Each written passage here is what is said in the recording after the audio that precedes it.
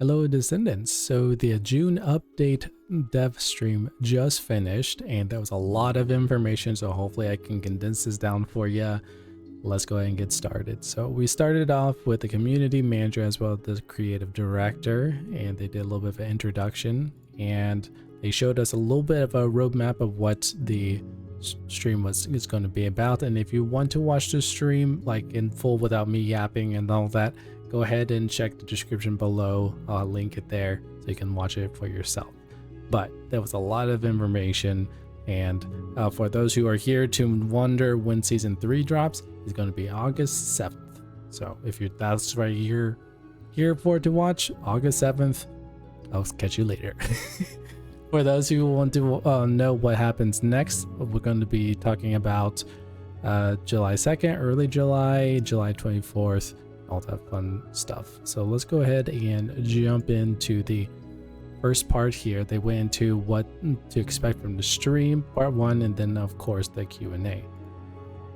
Now this is going to be interesting. They first opened up with external component augmentation. For those who don't quite understand what that means, with the ultimate weapons, you know, you could use core 10s to modify the weapons. Now they're bringing that to the component sets. So your Slayer sets, your hunter sets will now have custom stats that you can then roll for, which is going to be interesting. And so there's a defense augmentation as well as recovery augmentation. As you can see in this example, you can do either max HP or HP recovery. So the preset rolls that you have right now in components will be changed. So that's going to be interesting. And now these here will be dropped with 400% as well as Sigma sector drops. These are not going to be through purges. So run those 400s, run those Sigma sectors, and that's going to be fine. Now, all this information I'm going to be covering is going to be on June 19th release. And so yeah, so all this information right here will be June 19th. And then when it comes to a new day, I'll notify you in this, and also the timestamps too will be there. But yeah, this is June 19th. External components will drop. Then we went to, let's see here. Then we went into the multi-hit course, and they talked about a little bit of how they wanted to like implement into the purple side and the red side, but then they just ended up just creating a new core all by itself. And so there's weak point damage, multi-hit chance, multi-hit damage, and you can put this in the free augmentation slot. And the question was that, will this affect any of the current weapons? So they were wondering if free augmentation is going to change into like a blue or something like that. They said that's going to cause more pain than actual good and also make people mad, which it makes sense because they built it. So all the ultimate weapon core slots will not change at all with this new implementation. So if you already have builds for your weapons, don't worry, they're not going to get shredded or destroyed. Now the next part is going to be pretty cool, is that there's going to be an Ice Maiden challenge difficulty. As you can see at the bottom, we had the normal, the hard, and then the void abyss. And if you notice right here in the orange, there's a challenge mode. And for those who somewhat familiar with, if the void erosion purge challenge, there were only 10 floors and it's very hard. You know, it took a lot of people time to figure out what to do. That's going to be the same thing with this Ice Maiden challenge. And what they said that this challenge mode is going to have new skills, new abilities, and also there's going to be some immune phases that you'll have to watch out for. So if you thought that Ice Maiden was difficult, it's going to be even more challenging. And just like the Purge challenge mode, where once you complete the floor, you get a good amount of rewards, but then you won't be able to farm it. It's going to be the same thing. So once you complete a challenge first time, that's it. And then you just focus on trying to get a leaderboard, just like a challenge. So, but yeah, that's going to be interesting. I'm looking forward to that. Now, if we're moving on to here, now this is something I am looking forward to. I'm glad they are doing it. Show unique attachments. And so for this mainly is for Serena, for those who like her wings. If you look here under the customization, show unique descendant attachments. So no matter what skin you're wearing and all that, you can either toggle on or off. is very cool. And this I did not know about, is that with Sharon and Jaber, they said both of them have like a prosthesis on their chin and all that, and like cheek, and as you can see, it's gone. So you can have a little bit more customization with it. So I think that was a pretty cool little touch there. All right, and let's see here. So yeah, just Serena, Sharon, Jaber, they mentioned a few other descendants might have the ability for attachments, but they didn't show us pictures, but that is pretty cool. And then preset changes. This is going to be nice. So right now, if you want to change the ultimate Blair and Haley and all that, you would have to copy, remember, or take pictures, then swap it over, save, and all that. But now you can actually move these around, which is going to be nice. So yeah, it just makes more quality of life for that. And then this is going to be interesting, is that so VIB, which is the Void Intercept battles, so the hard modes for Devour and all that, I really like this change. They're going to do a personalized death counter. That means that, you know how when you log in to the fight, the whole team has a shared death counter. So once you do that, it wipes the team. They're going to change it to now where each player, so all 4 players, will have a personal death counter amount. They did not say how many that is, but so like say you're running and this person just keeps on dying and dying, it's not going to wipe the team, you don't have to restart. They're going to be downed, but they cannot be rest and all that. So you'll be able to complete a fight and get your rewards without some person just, you know, wiping the team for you. So that's going to be nice. They're reducing the countdown from 10 seconds so you can just jump into a match faster. They're also changing the start locations on some of the maps. So that's going to be interesting to see all the change, but the main thing is the personalized death counter. That's going to be very nice to have. And then for the last bits of information is that they're going to, for those who like the photo mode, you're going to have some frames and stickers. Let's see here. So here's a frame right here, rainbow, and then some stickers right there.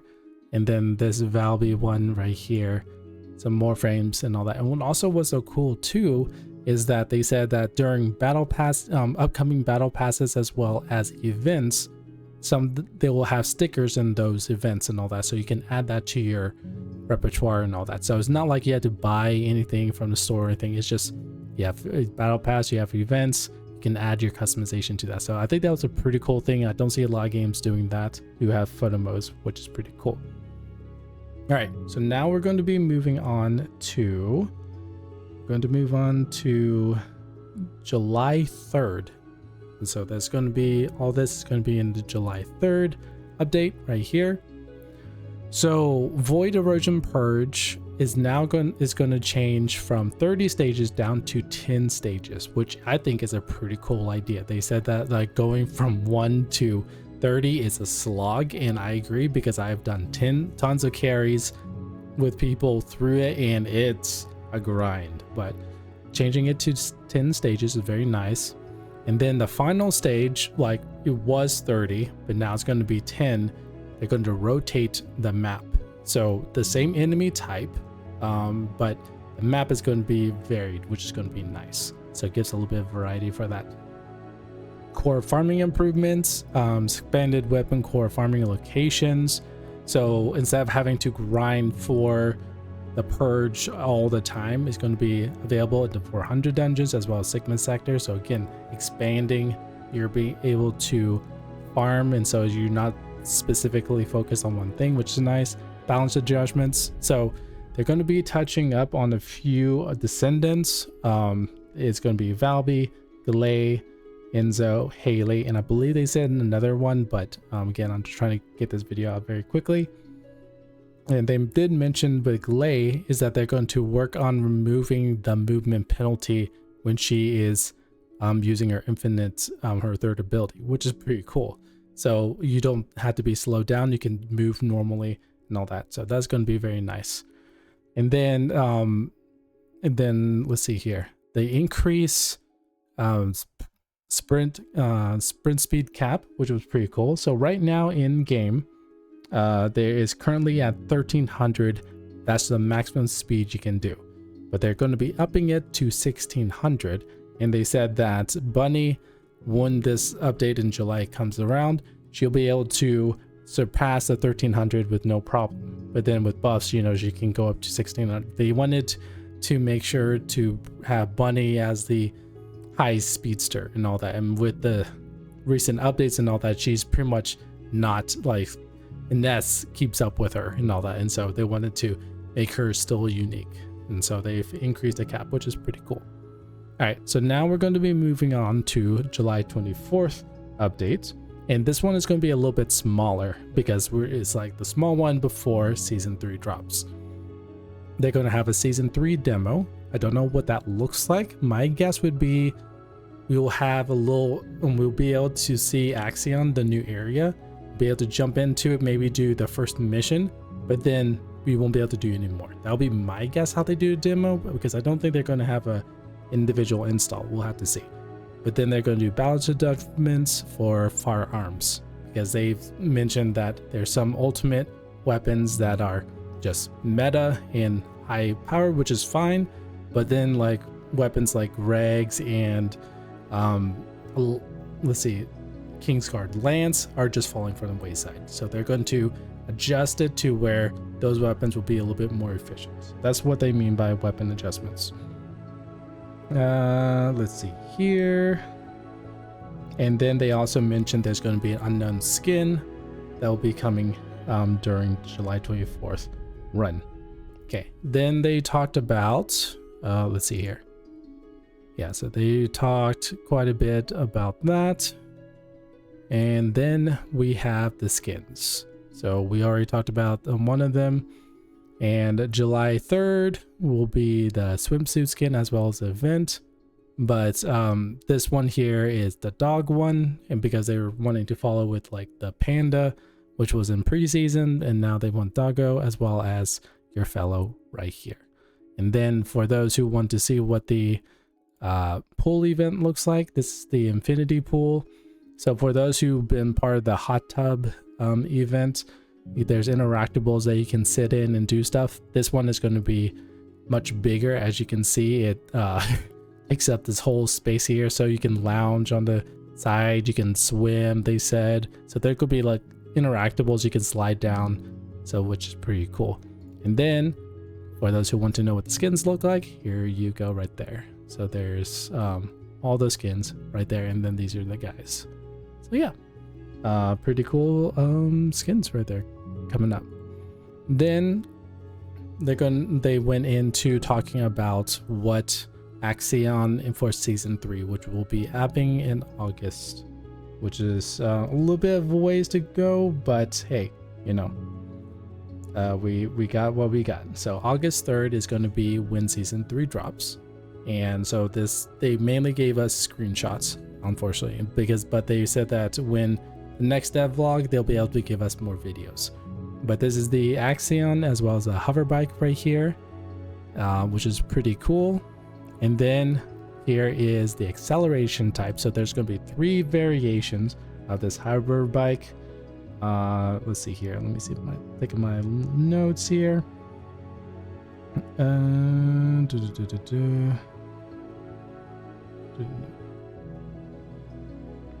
see here. Yeah, so it's just going to be a basic, a medium, and then the accelerated version right there. And so yeah, and the basic one is when you log into the game for the first time, everyone will be able to get a Hoverbike just to be able to jump into Axion, no problem. But then the other 2, the medium and the accelerated, you'll have to farm in Axion to get these. So yeah, so really cool customizations right there. Then they talked about Axion itself, and it's pretty cool is that they added dynamic weather as well as time change, as you can see in the 4 pictures right here. So there's rain, it's dark and misty, it's in the morning right here, it's night, and then clear. So yeah, they wanted to create an ambiance, and they said they were sort of took a little bit of inspiration from Albion itself, where, you know, when you log in, load in, it changes, so depending if it's night or so. And so they wanted to up that by 1,000, which is pretty cool. So now what's going to happen is they talked a bit of how this new event with the Wall Crusher, which is the new Colossus in the open area, how's this going to work? So this is a normal day in Axion, if you want to call it, and you're going around doing your missions, and next thing you know, this start happening. This is called the Omen and all that, and it happens, rotates every 2 hours in the server, they said. And so if you're running around 2 hours later, this event happens, pillars fall from the sky, Colossus starts spawning in, which is crazy, and then the Wall Crusher will appear, I believe, in here. Based on the next picture, you'll see that it looks like this will be the main arena. And so the Wall Crusher will spawn there, and let's see here, it's right there. So as you can see, it looks like it's inside that dome, and this is a Wall Crusher. Now, what's cool is, for those who do not know, Wall Crusher is up to an 8-man run. So 8 descendants can take on this boss together. And what's cool too is that it's not like, oh, I'm going to queue up with 8 people to take on Ice Maiden and all that. No, it's all going to be interactive within Axion itself, and the way you do it is everyone has to run inside to this main building to be able to attack it. And then what it does is either there's a barrier or something, they said, so it becomes an isolated instance and all that, but still part of the Axion world, which is pretty cool. And so then you have to fight them and all that, and if, like, say 3 of you are fighting, someone else can come in and run in and help you. So it's constantly moving. They said that is always on a 2-hour cycle, so even if people are not present in there, it's still going to run. So it's going to feel alive and constant, which is pretty cool. Let's see here. And so also a neat thing too is that when you defeat this Wall Crusher on the server that you're on, I don't know how they distinguish the servers and all that, but when one of the rewards is that if you complete it, there's weekly challenges for taking out Wall Crusher. And if they said if your server can get those objectives, you get a buff, a research time reduction, XP gains, and a few others. But it's interesting that you have a time reduction in your research. And again, they'll give us more details on what that is, but I was just like, wait, what is it? So, like, yeah, we'll be definitely hanging out in Axion a lot, trying to get that debuff right here. Now, they talked about the Legion of the Breach, which is a new enemy type, and again, pushing anything to the max. And if you notice right here, there's ice as well as fire right here. Now, the best way I can describe it is that the Legion of Breach is a hive mind focused enemy, and so what happens is they adapt. Yes, you heard me correctly, they adapt, because as you can see, there's ice and fire. The reason there's ice and fire is because the person used chill with the Alien Cavalry and they killed an enemy. Now when that enemy dies, that information gets sent to the hive mind, and then they respawn another guy that is resistance to chill and all that. So when you think you killed like a part of the enemy, they respawn with that resistance. It is crazy. So I'm like, wow, okay, you got that going for you. And then this is how you take these guys out. So what's cool is that the devs were like, we don't want one way to defeat an enemy, like using skills, using a particular weapon and all that. They wanted to give us a little bit of variety to do so. So all this right here is one way. It's called the cluster sack right here, or you can take out these teleporters right here. And the teleporters, they said, requires skills as well as one of the weapons that will drop in the area. And this one I think is just guns and abilities right there. But they said they wanted to not just limit you to, okay, you have to use skills to kill it, you can't use weapons. They want to give the player base variety on how to tackle the solution. So yeah, different variations, but if you want to get rid of this evolving enemy and all that, you need to take out these nodes. So that was pretty cool.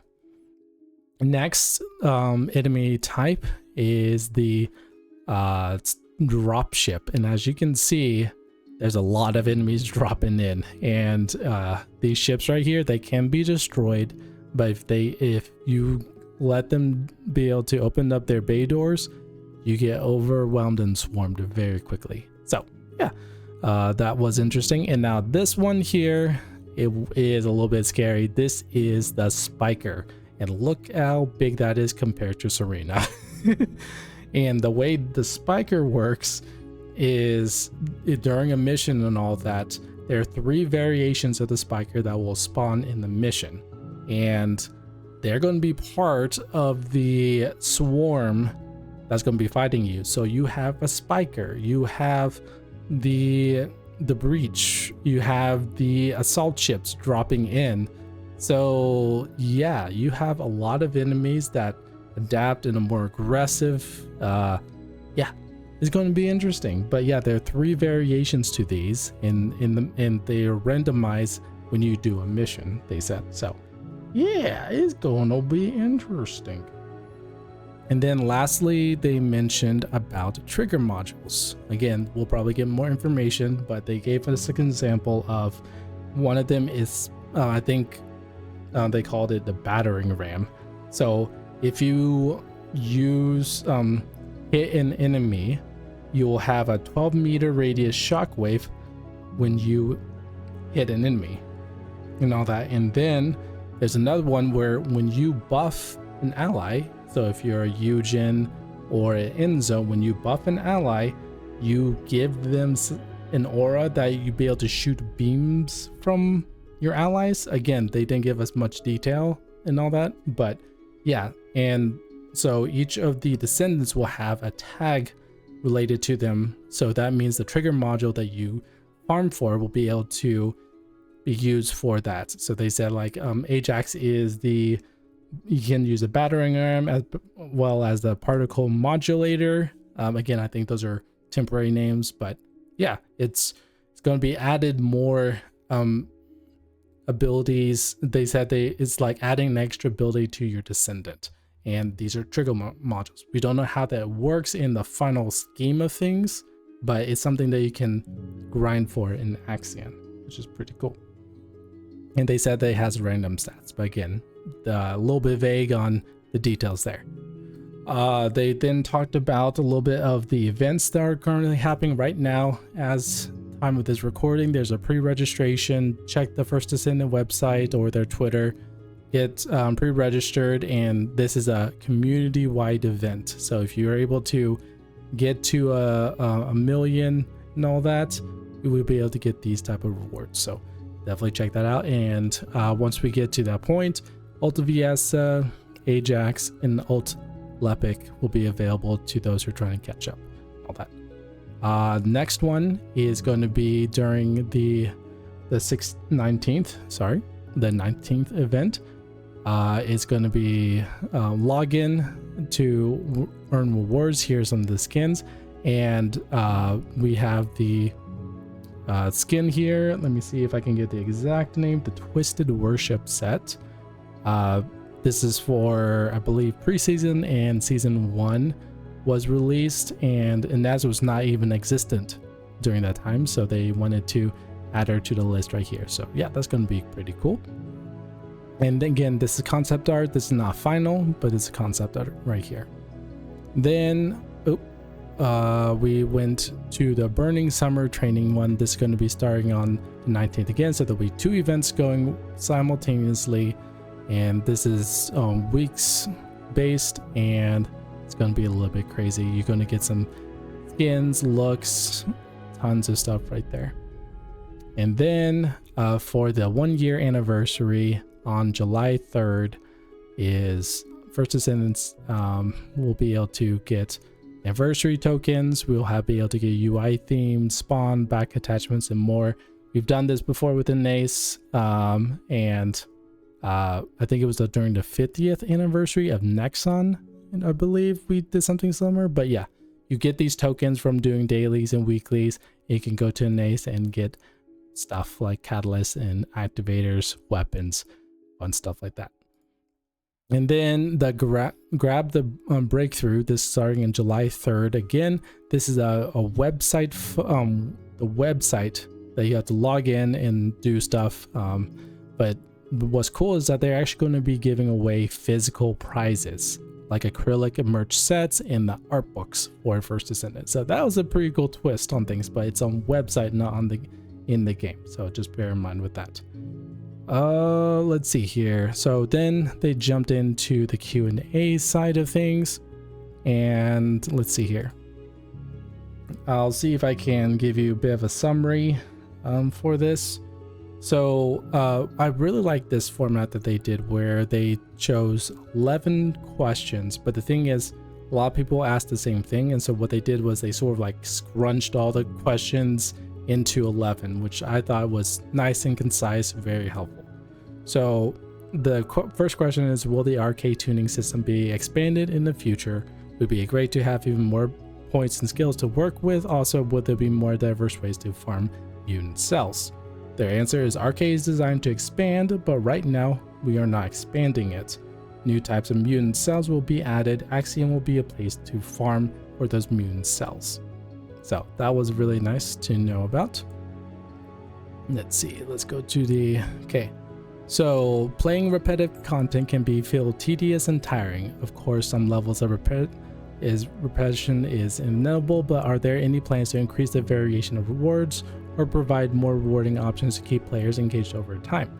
So they are planning on doing more content, and the goal is for season 3 is that Axion will be your one-stop shop for everything. It's your all-in-one farming area. That was their quote, not mine. Descendant weapon blueprints. There's also going to be a jackpot feature they mentioned, rare module drops, and a black market. Again, they didn't go too much details, but in season 3, Axion is going to be the main place that you will farm for everything, which is going to be interesting. All right, let's see here. Okay, so many players are curious about upcoming in-game content. Some have mentioned that Colossus are currently too easy to defeat, and that content like Sigma Sector feels overly repetitive. Can you share any information about the new in-game content that is being planned? And they said that in-game content will be in Axion, in the battlefield, the Wall Crusher, Ice Maiden Challenge, dungeons.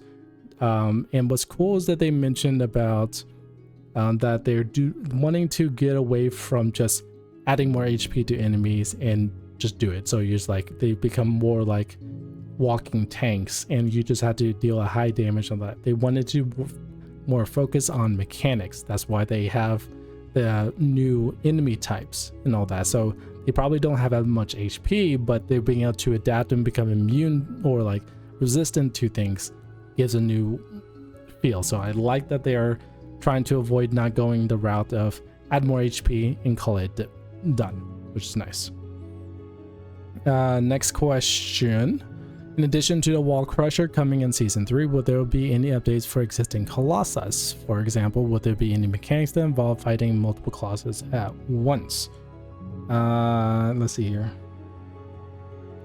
So they mentioned, this was pretty cool, is that they're wanting to move the morphic material grind. So right now, for the most part, for weapons and all that, you had to go to a Colossus to grind for it. They're wanting to move that away from that loop and all that, and they're wanting to sort of move that to the point to maybe in Axion and all that, and they want to revamp the Colossus fights, but they don't have an exact route yet, because they were thinking of maybe doing where you take on a Colossus and then like you sort of do a marathon or like a gauntlet of them. But again, they don't have any details, but they were like, we have these options right here and all that. But so they're wanting to move away from having Colossus as blueprint farming as their goal. They want them, so I think they have a bigger picture, but again, they don't want to disclose too much right now.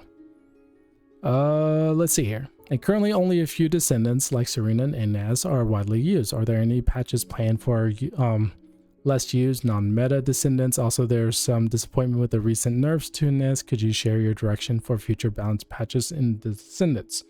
So they did mention, as I mentioned earlier, on July 3rd, there's going to be a few descendants that are going to have their skills updated.